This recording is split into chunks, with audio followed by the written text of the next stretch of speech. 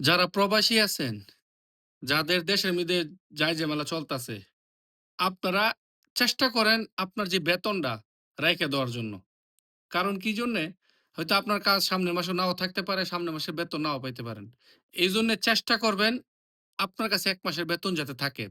চেষ্টা করবেন বাইরে ঘোরাঘুরি কম করার জন্য, ভিতরে থাকার জন্য চেষ্টা করবেন। আরেকটা অনুরোধ, সোশ্যাল মিডিয়াতে কোনো ধরনের উল্টাপাল্টা ভিডিও আপলোড দিবেন না। হাজার, হাজার লোক কিন্তু জেলে যাইতেছে। অনেকেই না বুইঝা শুরুতে দিছেন, সব ডিলিট কইরা দেন। আমিও দিছি, আমি সব ডিলিট কইরা দিছি। অ্যা চেষ্টা করেন অ্যা মিডিয়াতে TikTok, Facebook, YouTube এর মধ্যে কোনো ধরনের গোলাবারুদের ছবি যাতে না দেওয়া হয়।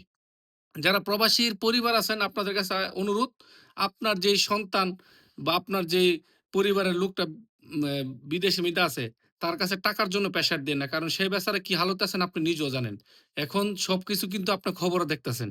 আর সবাইকে একটা অনুরোধ করব, ঘরের ভিতরে থাকার চেষ্টা করুন, বাইরে ঘোরাঘুরি করবেন না। অযথা কাম ছাড়া বাইরে যাবেন না। যদি কোনো কাজ কামে বাইরে যান, তাড়াতাড়ি কাম শেষ কইরা বাড়িতে মানে আপনার রুমে চইলে আসবেন।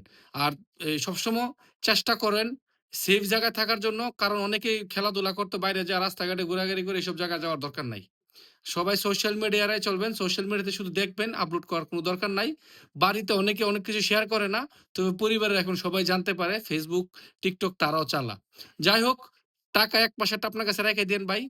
আপদ-বিপদের কথা কোনো কোয়া যায় না। সবাই প্রবাসীদের জন্য দোয়া করবেন। আমরা যারা এই জায়-জেমেলার মধ্যে আছি, আল্লাহ যাতে আমাদেরকে এটার থেকে মুক্ত করে এই যে ঝামেলাটা চলতেছে, এই ঝামেলাটা যাতে আল্লাহ তাড়াতাড়ি সমাধান কইরা দেয়। এর জন্য সবাই দোয়া করবেন। প্রবাসে যারা আছেন তারা সাবধানে থাকবেন। আর যারা প্রবাসীর পরিবারগুলো আছেন আপনারা সবাই আমাদের জন্য দোয়া করবেন।